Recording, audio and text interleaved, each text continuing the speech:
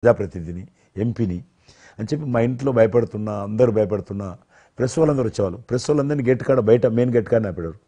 ఇక నేను పోయేవాడిని, మొత్తం చూసేవాడిని.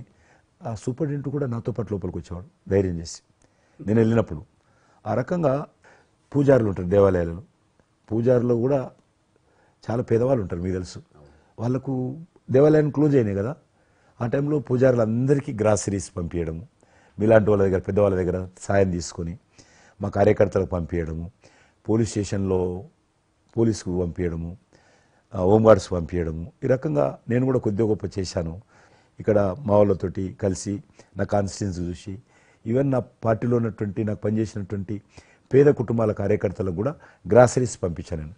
ఆ రకంగా కూడా వర్కౌట్ చేశాను. మీ కుటుంబంలో కూడా చాలామంది మీకు బంధువులు సినిమాలు వచ్చారు. అందులో ఇద్దరు ప్రముఖంగా, మీ అబ్బాయి చరణ్ గారు కావచ్చు, మీ సోదరుడు పవన్ కళ్యాణ్ గారు కావచ్చు. వాళ్ళిద్దరిట్లో మీకు నచ్చిన సినిమా ఏముంటుంది? పవన్ కళ్యాణ్ సినిమాల్లో నాకు తొలి ప్రేమ ఒకటి చాలా ఇష్టం, బద్రీ ఇష్టం, అలాగే జల్సా అనే ఇంకో సినిమా, అత్తారింటికి దారేదైతే చాలా నేను చూశాను అది.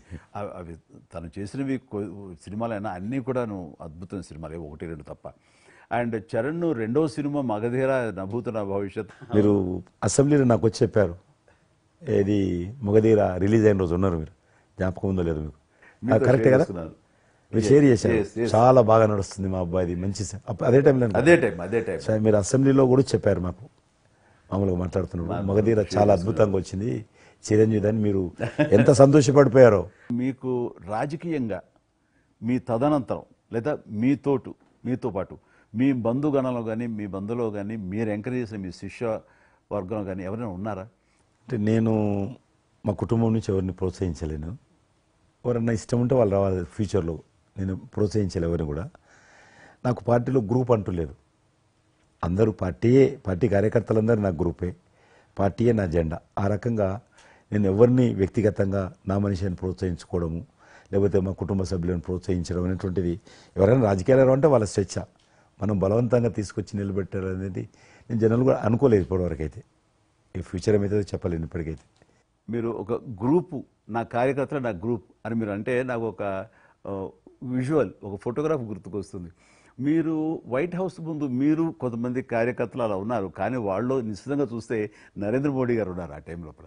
మీకు అప్పటి నుంచి కూడా నరేంద్ర మోడీ గారితో సత్సంబంధాలు ఉండేవా?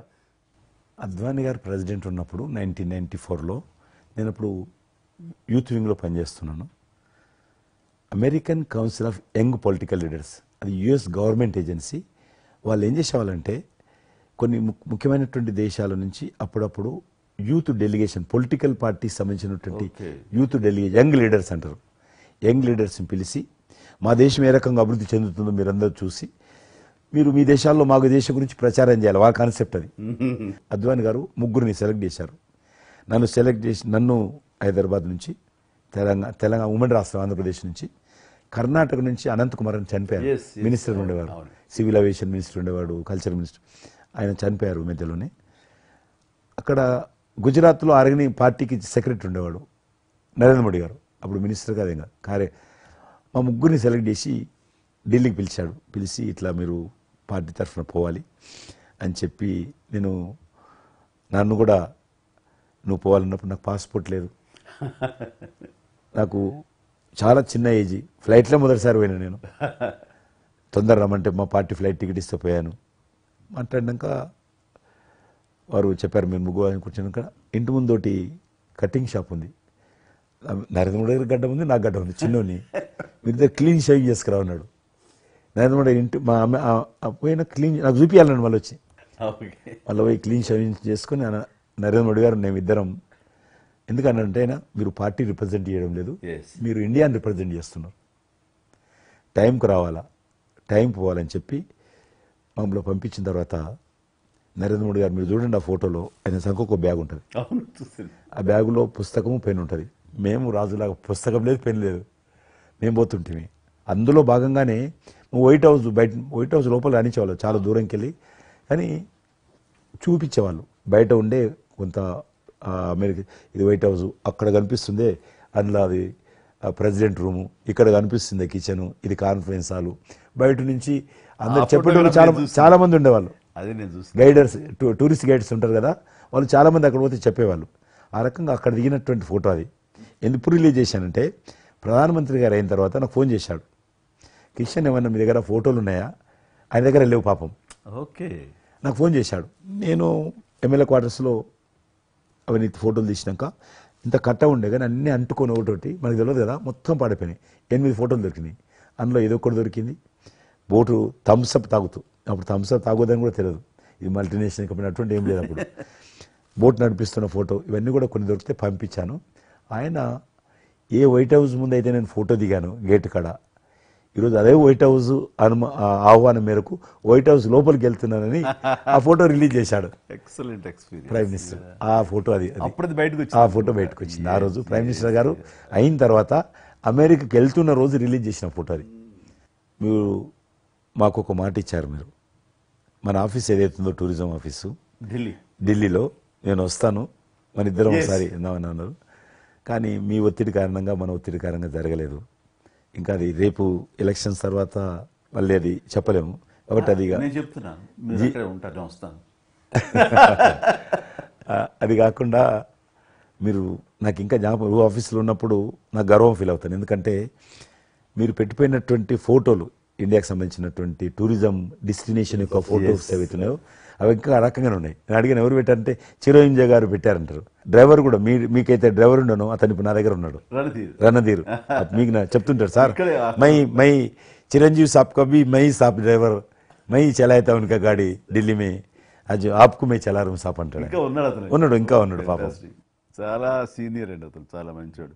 మన ఉమ్మడి ఆంధ్రప్రదేశ్ ఉన్నప్పుడు మనం ఇండియాలోనే మనమే ఆరోగ్యశ్రీని ప్రారంభించామన్నది నాకు తెలిసినటువంటి వాస్తవం. ఆ తర్వాత మిగతా రాష్ట్రాలు కూడా వ్యాపించింది అనేది చాలా ఇది. అలాంటి ఆరోగ్యశ్రీకి కిషన్ రెడ్డి గారే ఆద్యులు, అంకురార్పణ చేసిన వాళ్ళు అని బయట బాగా వినికిడి ఉంది. ఆ తర్వాత ప్రభుత్వాలు పికప్ చేస్తాయని, అది ఎందుకు, ఎలాగా, అది మీరు ఎట్లా ఇనిషియేట్ చేశారు ఆరోగ్యశ్రీ అనేది? 2004 నేను ఎమ్మెల్యే అయినప్పుడు పేరున్న మందకృష్ణ మాదిక్ గారు, ఆయన వాళ్ళకు సంబంధించినటువంటి ఎస్సీ వర్గీకరణ మీద పోరాటం చేస్తూనే సామాజిక సమస్యల మీద కూడా పోరాటం చేసేవారు. దివ్యాంగులకు పెన్షన్ పెంచాలని ఆయన తిరుగుతున్నప్పుడు ఈ అనేక జిల్లాలలో గుండె జబ్బులు ఉన్నటువంటి పిల్లలు జన్మించేవాళ్ళు. వాళ్ళకు ఆ రోజు ఒక ఆపరేషన్ చేయాలంటే 10 లక్షలు, 12 లక్షలు, 13 లక్షలు అయ్యేది. పేదవాళ్ళకి అది అవకాశం ఉండేది కాదు. చాలామంది చనిపోయేవాళ్ళు కూడా. అప్పుడు రాజశేఖర రెడ్డి గారు ముఖ్యమంత్రిగా ఉన్నారు. మేము ట్యాంక్ బండ్ కింద అంబేద్కర్ భవనం ఉంది, అక్కడ మీటింగ్ పెట్టుకున్నాము. ఒక 3000 మంది పసిపిల్లలు వాళ్ళ తల్లిదండ్రులు వచ్చారు. మీటింగ్ అయినాక ఆ మీటింగ్లోనే ఒక అబ్బాయి చనిపోయాడు. ఇప్పుడు ఏం చేయాలి సేమ్ అబ్బాయి వచ్చాడు, చిన్న పసిబాబు అందే వచ్చాడు, అబ్బాయి చనిపోయాడు.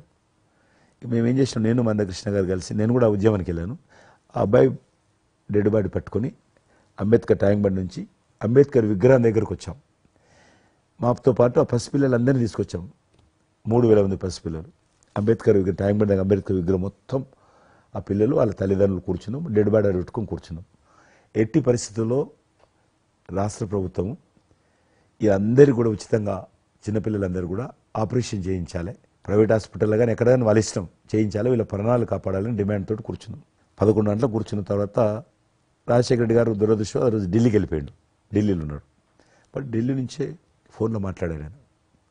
మాట్లాడి నేను తర్వాత ఆలోచిస్తాం, మీరు అట్లా చేయొద్దు, ఎందుకంటే మమ్మల్ని లాఠీ చేయడానికి వీలేదు, పసిపిల్లలు, గుండె జబ్బులు ఉన్న పిల్లలు, మమ్మల్ని నెట్టేయడానికి వీలేదు పోలీసులు కూడా విచిత్రమైన పరిస్థితి, ఆందోళన, ఉద్యమం చేస్తున్నాం మేము, చాలా డెడ్ బాడీ పెట్టుకొని ఉన్నాం, ఏం చేయాలో పోలీసులకు తోచది. ముఖ్యమంత్రి గారు అన్నప్పుడు రాజశేఖర్ గారు మా మెడ మీద కత్తి పెట్టి మీరు ఈ రకంగా దబాయిస్తున్నారు, ఏమని అనుకోండి సార్, మీరు కృష్ణ గారు చాలా గట్టిగా ఉన్నారు, ఏమని అనుకోండి, మీరు ఎట్టి పరిస్థితుల్లో ఇది చేయాలని చెప్పి మేమిద్దరం కదలాలి.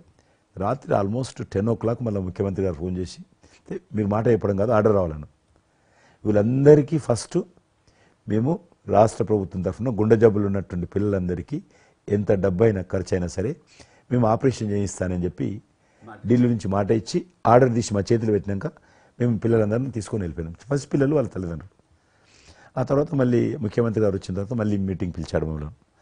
పిలిచి ఈ రకంగా చేయడం తప్ప, మీరు నన్ను బెదిరించారు, బ్లాక్మెయిల్ చేశారు, ఆర్డర్ చేశారు, ఏమని అనుకోసారి మీ ప్రజల పిల్లల ప్రాణాలు కాపాడడం కోసం చేశాను తప్ప మీకు వ్యతిరేక